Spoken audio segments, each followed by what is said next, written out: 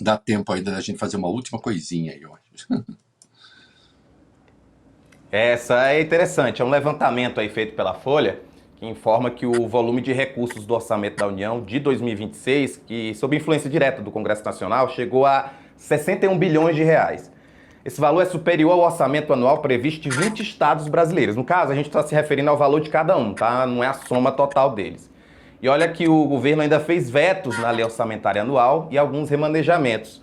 O volume seria ainda maior. Formalmente, o orçamento aprovado prevê o quê? 49 bilhões de reais e 900 milhões em emendas parlamentares, mas o Congresso se apropriou de pelo menos 11 bilhões e 400 milhões de reais em despesas discricionárias, elevando esse total para 61 bilhões e 700 milhões de reais. Isso faz sentido, Reinaldo? Não, não faz nenhum.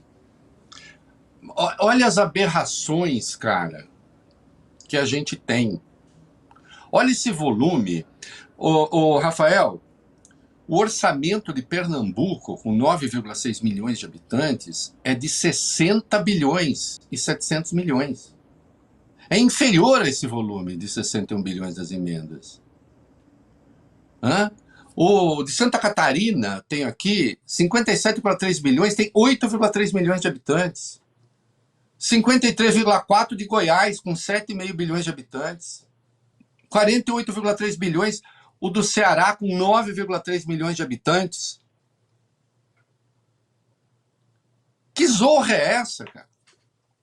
E atenção, esses estados, como todos os estados, têm de pagar salário de funcionalismo, tem que pagar as polícias, polícia militar, que é caríssimo, o Distrito Federal não precisa porque é dinheiro federal.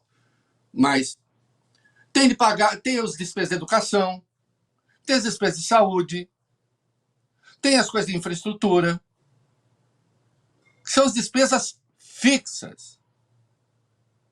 Fixas. E eu estou falando de milhões de pessoas, com todas as carências. Eu vou insistir, é essencialmente inconstitucional, eu já explico. Numa interpretação sistêmica da Constituição, o Congresso executar orçamento é inconstitucional. A função do Congresso é aprovar orçamento, é interferir na formação do orçamento. Olha, mais para isso, mais para aquilo, tanto aqui, vota, discute. Executar o orçamento, isso foi um negócio que foi nascendo, que foi crescendo. A primeira vez que as emendas se tornaram obrigatórias, as individuais, foi em 2015, no governo Dilma, que já estava enfraquecido pela Lava Jato e por aquele aluvião de caça todo mundo, não queremos nada. Lembra? Começa em 2013, vai para 2014 e vai para 2015 e resulta no impeachment da Dilma em 2016 sem ter cometido crime de responsabilidade. Que não cometeu. Ah, você apoiou. Apoiei e já falei que errei faz 4 anos mais. Porque não teve crime de responsabilidade. Mas ela estava fraca e mete em goela abaixo as emendas impositivas individuais. Chega 2019, Bolsonaro faz o acordo com Arthur Lira para eleger Arthur Lira presidente da Câmara e com o Centrão. Até ali, eles pediam a cabeça do Centrão nas ruas. Ali, o Lira sequestrou o orçamento dele, com a devida vênia, coraçãozinho para o Lira, sequestrou o orçamento. Nasce o orçamento secreto no volume que a gente vê, as emendas do relator, porque tinha emenda de relator, era só para conciliar a coisa. Nasce o orçamento secreto. E se toma outra parte, também com emendas obrigatórias. Vem Lula, se elege em 2023, com minoria no Congresso. Tentar enfiar a goela abaixo a obrigatoriedade das emendas de comissão, não conseguiram na lei, mas conseguiram na prática.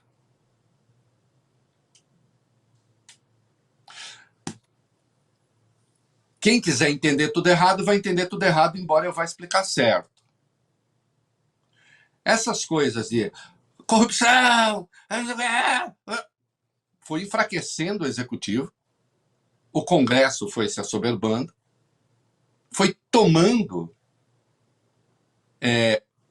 prerrogativas do executivo.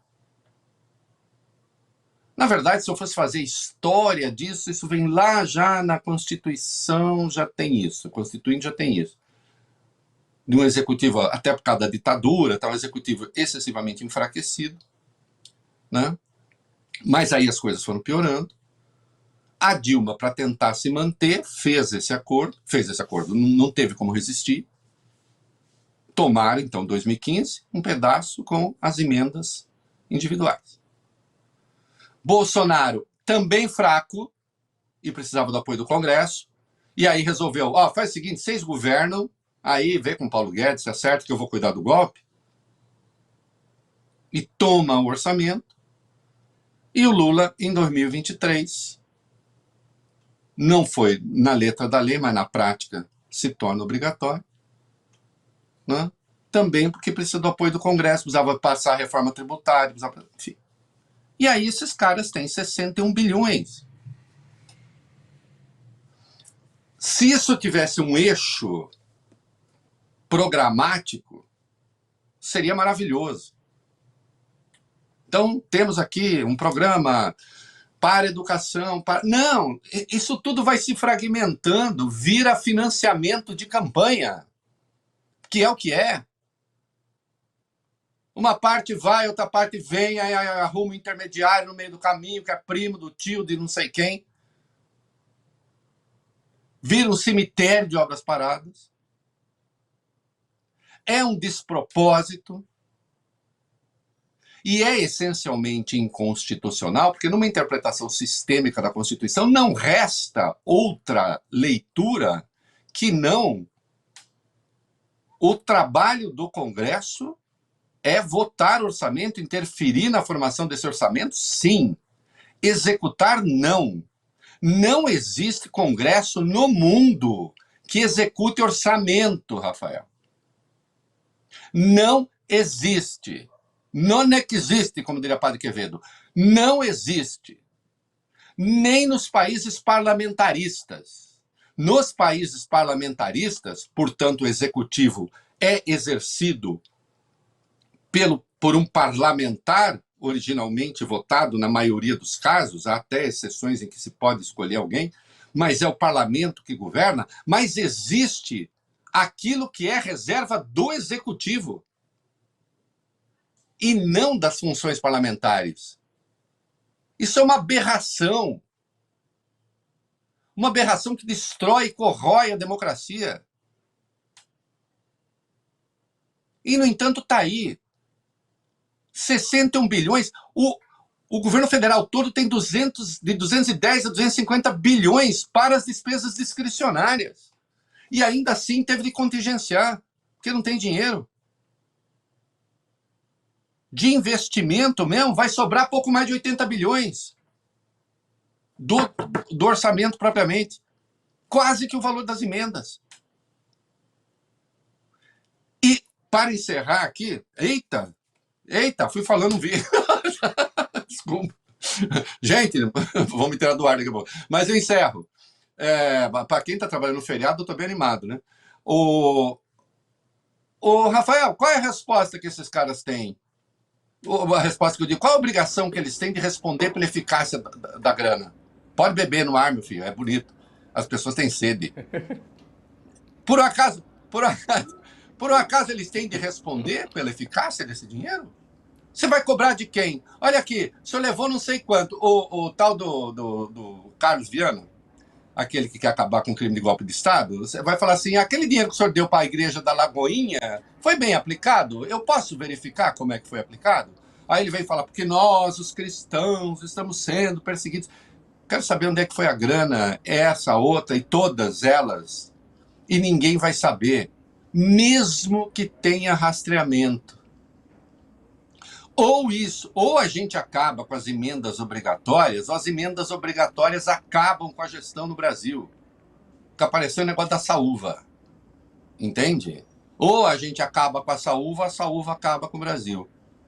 Essas emendas obrigatórias, como estão, são a saúva. Isso sim é muito grave. Nós estamos falando de 61 bilhões, mais 60 bilhões por ano, que desaparecem no ralo. É assim, desaparece no ralo. Ah, um percentual vai para a saúde. Ah, vai um percentual para a saúde, mas a gente teria muito mais dinheiro para a saúde se pudesse pegar esse dinheiro e fazer uma aplicação consistente. Não é? E viva a Sexta-feira Santa e viva o amor que eu tô aqui. E desculpa ter ido tão longe. Ô, Reinaldo, como diz então Caetano Veloso em Vaca Profana, de perto ninguém é normal, então a gente tem que voltar segunda-feira para analisar mais pessoas que de perto não são tão normais, como todos somos. É, E aí assim. segunda-feira a E gente nem a tá aqui gente, de né? novo. E nem a gente de perto é muito normal também. Como eu brinco sempre, Ah, as pessoas têm as suas respectivas enfermarias. Só não pode tratar eleitor como doente, não é mesmo, Caiado? Como paciente. muito importante. Bom fim de semana, até segunda. Obrigado, querido. Até segunda.